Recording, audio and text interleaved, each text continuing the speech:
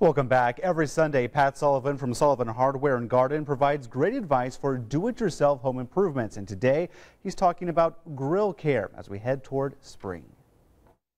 Now, I know a lot of you grill all winter long and all the stories of you being out in the snowstorm, but a lot of us, we kind of put our grill away in the fall and don't really think much about it, and maybe we didn't do the maintenance on it. So, we're right at the start of a new grilling season, and maybe a little grill maintenance. This is one I picked up from I grabbed it, put it through at my truck, my neighbor Ted's.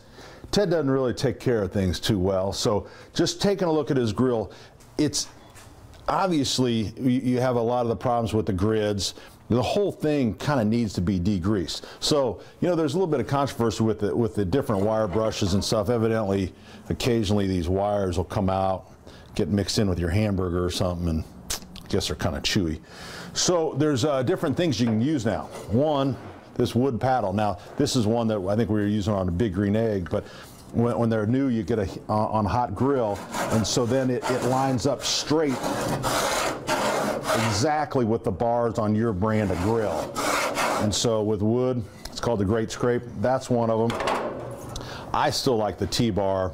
I think the wires hold on a little tighter, and you can clean. But there's also, they're coming up with all kinds of, like a scrub pad. Like this one right here tells you that, the wires will not come off of it, and then you just change the heads on them. So there is different things coming around, but keeping it clean. But here, grill fires, even when you get a grill, this is a Weber grill, Weber doesn't flame up. Well, it doesn't flame up if you take care of it. There's a pan down here. So look at Ted's grill here. So you can tell Ted exactly hasn't kept this clean, and if you get in here and clean up, because this is what catches on fire. This grease and stuff will catch on fire, and then that flame is coming up all the way through there. So you got to keep the thing clean, or you're going to have a little bit of a problem. Then you make sure you get down inside.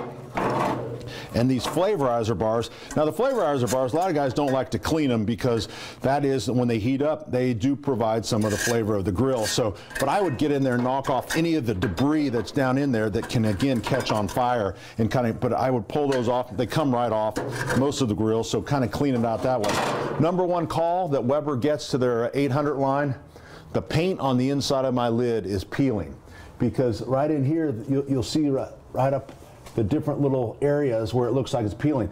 Well, it's not peeling. That's actually grease. So you can actually take, you can find different grease cleaners. This is CLR, and just spray the inside of that, and that'll pull all of that off there. But that is not peeling paint. That is just simply the grease that has baked on. Now, safety-wise, the tank, of course, is one of the most important things. This is a tank, so I pulled this out of Ted's grill. Every tank has a date on it. And Ted's kind of, I guess you could say conservative, I say cheap. But if you look at this tank was manufactured in December of '83.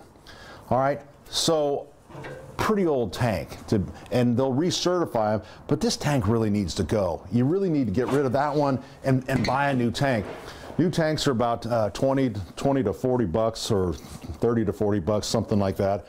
I would buy a new tank when you travel to get this thing filled. And here's the thing, I like to get a hold of my tank, take care of it, and maybe not do the exchange, because in an exchange sometime, and in a pinch, you got to exchange your tank. I understand. You may get an older tank. You may turn in your brand new tank and get a 20-year-old tank.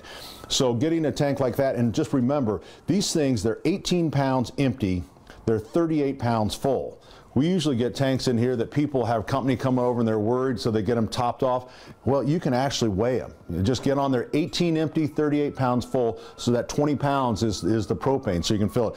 When you're traveling with it, make sure it stays in an upright position. You don't want to let the tank roll over like that, because if liquid propane comes out, it'll expand to about 270 times its volume, and bad things will happen. Also, it always stays outside. If you're a person that puts your grill inside, make sure the tank stays outside. You never want to have a tank on the inside. So just doing a little grill maintenance, taking care of things. You can take some soapy water and kind of check the joints up here, make sure if you got any bubbles, then you got a leak, take care of that. So let's get the grills ready to go. It's going to be a great season.